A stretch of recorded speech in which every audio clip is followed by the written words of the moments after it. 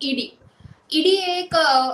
કેન્દ્રીય એજન્સી છે અને કેન્દ્રીય તપાસ એજન્સી જે મની લોન્ડરિંગ અને વિદેશી ચલણ સંબંધિત ગુનાઓની તપાસ કરે છે અને આ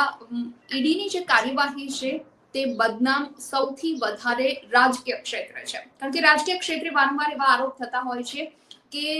ઈડીનો દુરુપયોગ કરવામાં આવી રહ્યો છે, સરકાર તરફથી કરવામાં આવી રહ્યો હોય, કોઈ પક્ષ તરફથી કરવામાં આવી રહ્યો હોય કે કોઈ વ્યક્તિ તરફથી કરવામાં આવી રહ્યો હોય. આ રીતે